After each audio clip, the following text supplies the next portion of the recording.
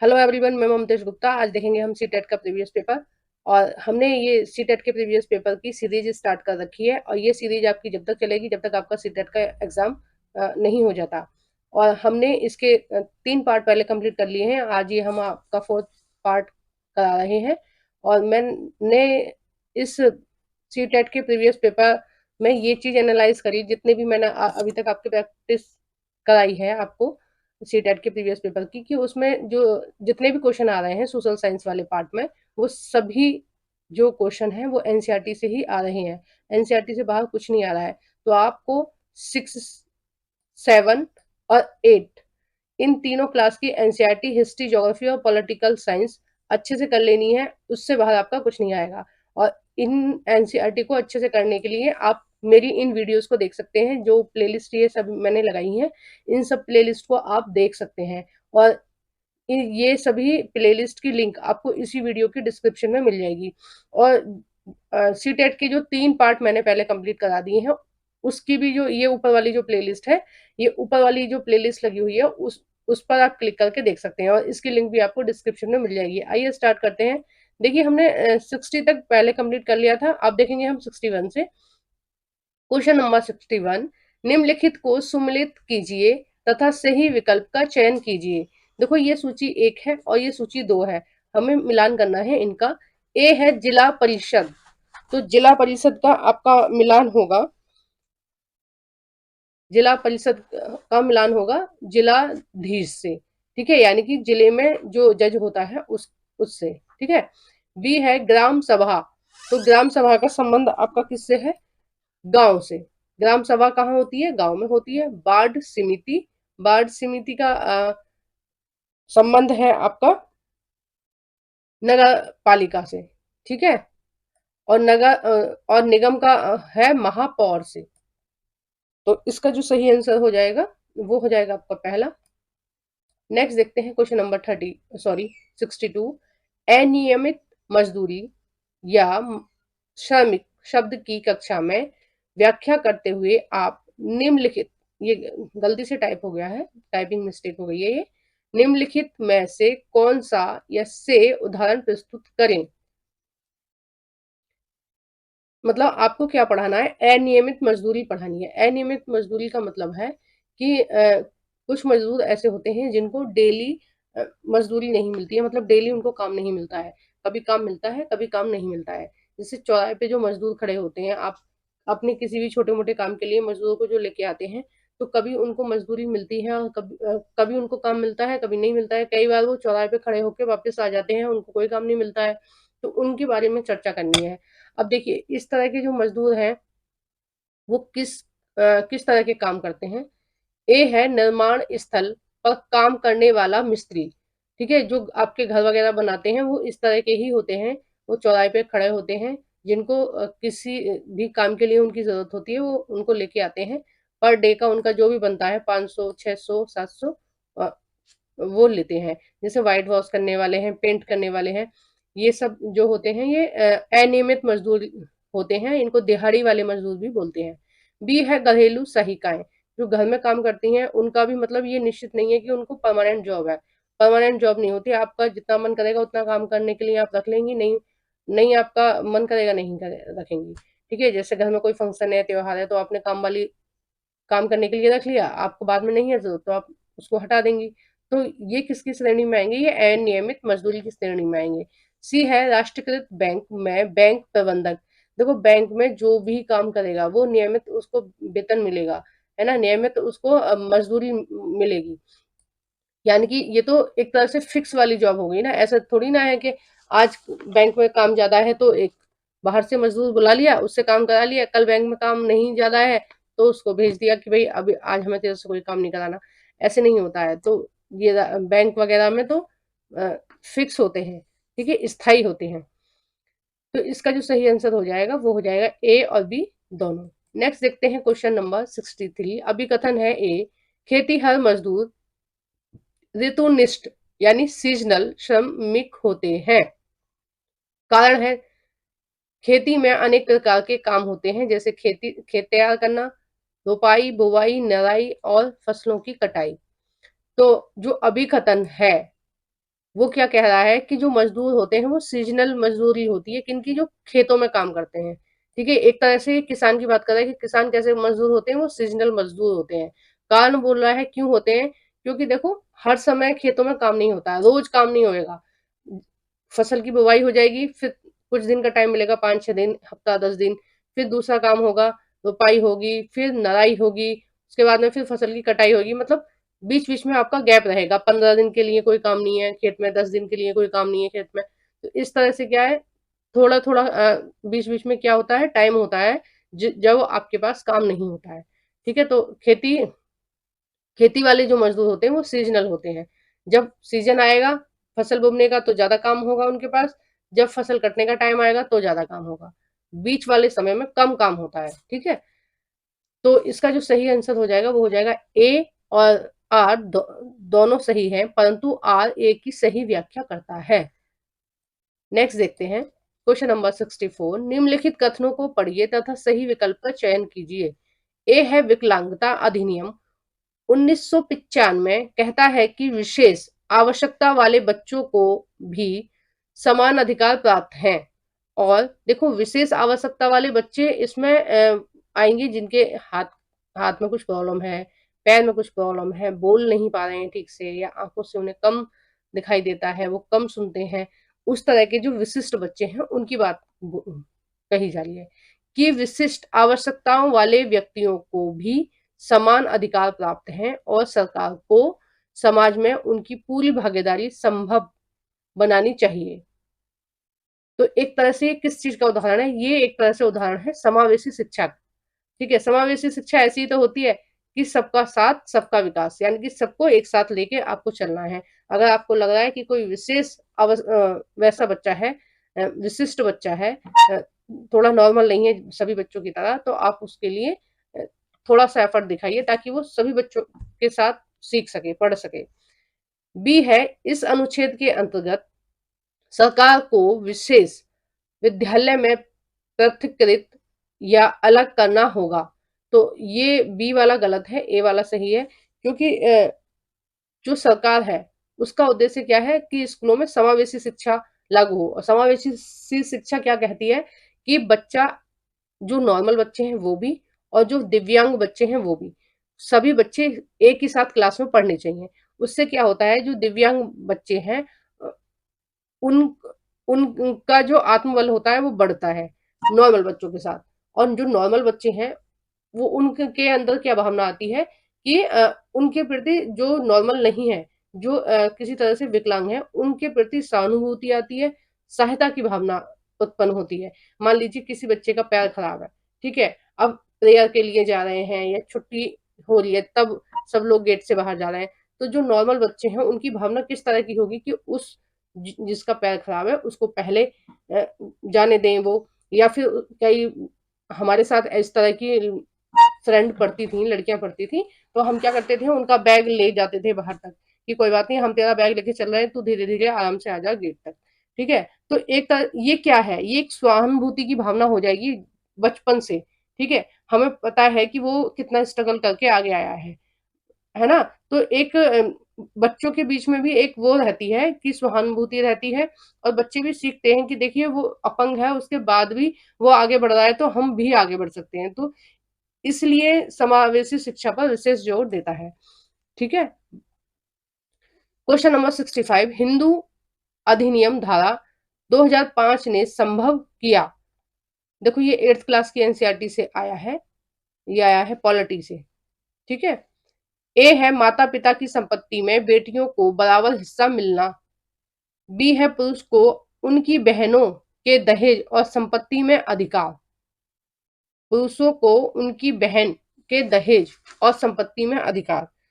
तो 65 का जो आंसर हो जाएगा आपका, वो हो जाएगा ए।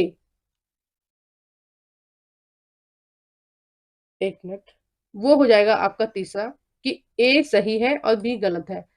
पुरुषों का कोई मतलब ही नहीं है, और दहेज जैसी चीज तो बिल्कुल गलत है। तो मतलब ये लाइन पढ़ने में ही अटपटी सी लग रही है ना। तो इसका जो सही आंसर हो जाएगा वो हो जाएगा तीसरा। नेक्स्ट देखते हैं क्वेश्चन नंबर 66। निम्नलिखित में से कौन सा विषय राज्य सूची के अंतर्गत आएगा। देखिए जो हमारा देश है वो कैसी प्रणाली चलती है, उसमें संघ प्रणाली चलती है। संघ प्रणाली क्या होती है कि कुछ जो अधिकार हैं वो केंद्र के पास होते हैं और कुछ अधिकार राज्य के पास होते हैं। यानी कि शक्तियों का विकेंद्रीकरण चल रहा है। थोड़े-थोड़े अधिकार सबको मिले हुए हैं, है ना?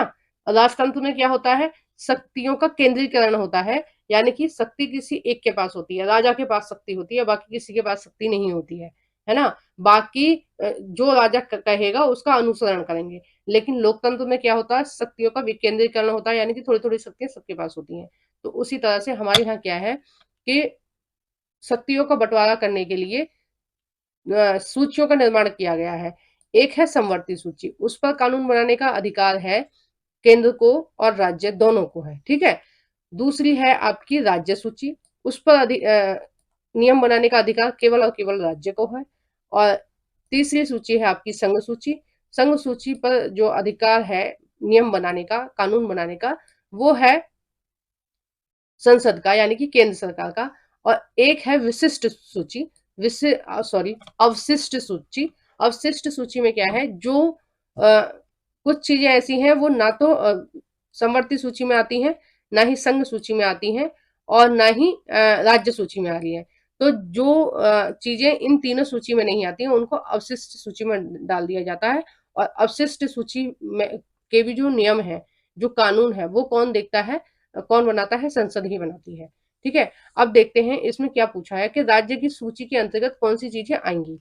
ए है श्रीलंका के साथ व्यापार संबंधों को बनाए रखने का निर्णय। देखो, श्रीलंका के साथ व्यापार बनाने का निर्णय कोई राज्य नहीं ले सकता, वो ये किसका है, केंद्र का विषय है। केंद्र सरकार देखेगी और केंद्र सरकार में भी विदेश मंत्रालय देखेगा इस चीज को, है ना? तो ये तो होगा नहीं आपका। नेक्स्ट है बी, नए 100 रुपए का नोट जारी करना। तो नोट निर्गमन का भी काम कौन देखता है, भारत सरकार देखती है, यानी कि केंद्र सरकार देखती है। कोई राज्य थोड़ी ना अपनी मर्जी से 100 रुपए का नोट या कोई भी करेंसी नहीं छाप सकता। 100 रुपए तो बहुत बड़ी चीज है, वो 1 रुपया भी नहीं छाप सकता अपने यहाँ पर। 1 रुपए की नोट भी निर्गमन नहीं कर सकता, क्योंकि नोट निर्गमन की जो प्रणाली है वो किसके हाथ में है, वो केंद्र के हाथ में है। ठीक है, तो ये किसके, कौन सी सूची है, ये संघ सूची है, केंद्र सूची के अंतर्गत आएगा।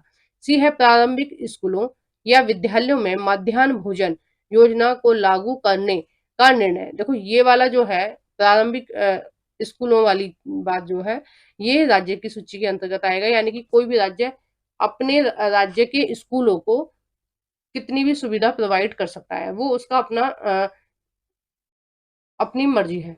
जैसे किसी राज्य में के स्कूलों में बहुत सारी सुविधा मिलती हैं और किसी राज्य के स्कूल में बहुत कम सुविधा मिलती हैं। अगर आप दिल्ली की बात करें तो यहाँ पर बच्चे को सब कुछ फ्री में मिलता है। दिल्ली में किताबें फ्री मिलती हैं, मध्याह्न भोजन मिलता है, यानी कि मिड डे मील भी मिलता है। और अगर छुट्टियां हैं तो उसको फिर राशन मिलता है, क्योंकि बच्चा इतने दिन स्कूल नहीं आता तो उसको राशन मिलता है। उसको स्कॉलरशिप भी मिलती है। उसको घूमने के लिए भी सरकार की तरफ से ही मिलते हैं पैसे, कि जैसे स्कूल टूर पे जो जाते हैं बच्चे उसके लिए। और बहुत सारी सुविधाएं मिलती हैं बच्चों को यहाँ पे। लेकिन अगर आप यूपी बिहार की बात करें तो आधी से भी कम सुविधा वहाँ पर मिलती है। और यहाँ पर यूनिफॉर्म वगैरह, बैग, बहुत सारी चीजें मिलती हैं। मतलब अगर आप दिल्ली में बच्चे को पढ़ाएंगे तो आपका अपने तरफ से कुछ भी खर्च नहीं होगा, सब कुछ सरकार उठाएगी। लेकिन कई सारे प्रदेश ऐसे हैं जो गरीब हैं, जो अपनी तरफ से बहुत कम सुविधाएं बच्चों को उपलब्ध कराते हैं। डी है किसानों को बिजली या विद्युत उपलब्ध कराने का निर्णय। तो कृषि किसके अंतर्गत आता है, कृषि आता है राज्य सूची के अंतर्गत। तो ये किसका विषय है, ये राज्य का विषय है। राज्य जैसे चाहे वैसे वो कर सकते हैं।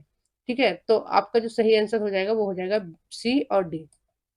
और देखिए, इस तरह के क्वेश्चन पूछ लिए जाते हैं। इसके लिए आपको करना ये है कि आप नेट पर जाइए। ठीक है, अगर आप कहेंगे तो मैं एक शॉर्ट वीडियो में आपको पीडीएफ भी प्रोवाइड करा दूंगी। अगर कमेंट ज्यादा आए तो मैं बना दूंगी एक शॉर्ट वीडियो इसके ऊपर भी। और उसमें आप देखिए कि राज्य की सूची के अंतर्गत कौन कौन से विषय आते हैं, केंद्र की सूची के अंतर्गत कौन कौन से विषय आते हैं, और समवर्ती सूची के अंतर्गत कौन कौन से विषय आते हैं। इससे क्या रहेगा, इससे इस तरह का कोई भी क्वेश्चन आएगा तो आप आसानी से कर लेंगे। और मैंने बहुत देखा है कि जो सीटेट का एग्जाम में ना क्वेश्चन रिपीटेड होते हैं, मतलब मिलते जुलते से क्वेश्चन होते हैं। मैंने पिछली साल भी आपको ये कराई थी सीटेट की प्रीवियस पेपर की सीरीज, उसमें भी मैंने देखा था पिछले पेपर, तो उसमें बहुत ज्यादा रिपीट होते हैं। नेक्स्ट है क्वेश्चन नंबर 67। यदि एक व्यक्ति को अस्पताल में चिकित्सा उपचार के लिए मना कर दिया जाए तो यह उसके कौन से अधिकार का प्रत्यक्ष रूप से उल्लंघन है? पहला है स्वास्थ्य का अधिकार, दूसरा है सूचना का अधिकार, तीसरा है चिकित्सा उपचार का अधिकार, चौथा है जीवन का अधिकार। तो आपका जो ऑप्शन सही हो जाएगा वो हो जाएगा 4, जीवन के अधिकार के अंतर्गत आता है। और जीवन का अधिकार आपके कौन से अनुच्छेद में है? वो है 21 में। ठीक है, 21 में क्या है? जीवन का अधिकार है, उसमें चिकित्सा भी आएगी, उसमें बिजली भी आएगी, उसमें पानी भी आएगा, जो भी मूलभूत सुविधाएं हैं, ठीक है, जन सुविधाएं हैं, वो सभी किसके अंतर्गत आती हैं? वो जीवन के अधिकार के अंतर्गत आती हैं। और इन अधिकारों को मुहैया कराना किसका काम है? इन अधिकारों को मुहैया कराना काम है सरकार का। ठीक है, और आर्टिकल 21 बहुत ज्यादा इंपॉर्टेंट है। मैंने अभी तक जितने भी चैप्टर कराए हैं इसमें पॉलिटिकल साइंस में, 8th क्लास की पॉलिटी में, उसमें ये बहुत बार रिपीट हुआ है। आर्टिकल 21 तो बहुत बार रिपीट हुआ है, कम से कम 5-6 बार तो मैंने ही देख लिया है एनसीईआरटी में। तो इसको बहुत अच्छे से कर लेना।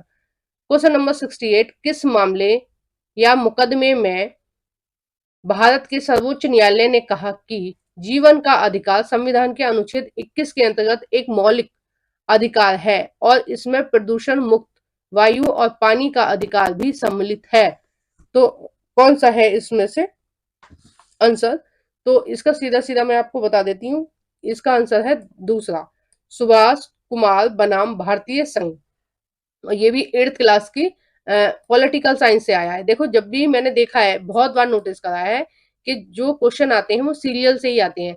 अगर 5-6 क्वेश्चन आएंगे 8th क्लास की पॉलिटी से, फिर 5-6 क्वेश्चन आएंगे ज्योग्राफी से, 5-6 क्वेश्चन आएंगे, फिर मतलब एक बुक उठाते हैं ये लोग, 5-6 क्वेश्चन बना लेते हैं, फिर दूसरी बुक उठाते हैं, फिर 5-6 क्वेश्चन बना लेते हैं, फिर दूसरी बुक उठा लेते हैं। तो एकदम सीरियल में ही मैंने देखा है, कई बार से मैं नोटिस कर रही हूँ। देखो, ये भी उसी से आया है, ये भी 8th क्लास की पॉलिटिकल साइंस से ही आया है और ये शायद दूसरा चैप्टर है। ठीक है, क्वेश्चन नंबर 69, कक्षा में सामाजिक न्याय के प्रोत्साहन के शिक्षण में शिक्षक को निम्नलिखित का उदाहरण देना चाहिए। किसका है? सामाजिक न्याय, चैप्टर का नाम ही है सामाजिक न्याय। ठीक है, जिस चैप्टर से क्वेश्चन बनाया है उस चैप्टर का नाम ही सामाजिक न्याय है। ए है छुआछूत या अस्पृश्यता का अनुमूलन, संविधान का अनुच्छेद 17। बी है आरक्षण नीति, सी है न्यायिक समीक्षा। तो सामाजिक न्याय के अंतर्गत क्या आएगा? आरक्षण आएगा और छुआछूत यानी कि अस्पृश्यता उन्मूलन आएगा। ठीक है, तो ये दोनों ही सही हो जाएंगे, आपका ए और बी सही है। और तीसरा क्यों नहीं आएगा? ये है न्यायिक समीक्षा, यानी कि जो कानून बनते हैं, न्यायिक समीक्षा का मतलब है जो भी संसद कानून बनाती है उन पर न्यायिक समीक्षा करने का अधिकार केवल और केवल सुप्रीम कोर्ट को होता है। सुप्रीम कोर्ट बताता है अगर किसी भी तरह की कोई त्रुटि रह जाती है, कोई कमी रह जाती है उस नियम में, तो जो आपकी सुप्रीम कोर्ट है वो उसकी न्यायिक समीक्षा करके संसद को बताती है। नेक्स्ट देखते हैं, और इस वीडियो का लास्ट क्वेश्चन है, ये क्वेश्चन नंबर 70। अभिकथन है ए, लोगों के साथ भेदभाव इसलिए होता है क्योंकि वे गरीब या निर्धन हैं। बिल्कुल सही बात है। कारण है आर, गरीब या निर्धन एवं संसाधनों का अभाव भारत में असमानता के मुख्य कारण हैं। तो इसका जो सही आंसर हो जाएगा वो हो जाएगा पहला ही। ए और आर दोनों सही हैं, परंतु आर ए की सही व्याख्या करता है। तो आपको वीडियो कैसी लगी है प्लीज कमेंट बॉक्स में बताइए। अगर आपको ऐसा लग रहा है कि कम कम क्वेश्चन मैं करा रही हूँ तो आप कमेंट कर दीजिए। अगर ज्यादा कमेंट आएंगे तो मैं बड़ी बड़ी मैराथन भी लेके आऊंगी। ठीक है, 1-1 घंटे तक की वीडियो लेके आऊंगी। उसमें क्या है, एक पेपर में एक ही वीडियो में आपको कंप्लीट करा के दे दूंगी। तो आपको वीडियो कैसी लगी प्लीज कमेंट बॉक्स में बताना। जो भी फ्रेंड आपके सीटेट की तैयारी कर रहे हैं प्लीज उनके साथ इस वीडियो को शेयर कर देना। और अगर आप मेरे चैनल पर नए हो तो प्लीज मेरे चैनल को सब्सक्राइब कर देना, बेल आइकन को प्रेस कर देना, ताकि जब भी मैं आपको वीडियो अपलोड करती हूँ तभी उसका नोटिफिकेशन आपको पहुंच जाएगा और आप इस वीडियो को देख सकते हैं। और लाइक करना तो बिल्कुल मत भूलना, प्लीज लाइक कर दिया करो। वीडियो देख लेते हैं, 100 भी व्यू आते हैं वीडियो पे, 200 300 भी व्यू आते हैं, लेकिन लाइक बहुत कम आते हैं। तो प्लीज लाइक भी कर दिया करो। Thank you for watching everyone.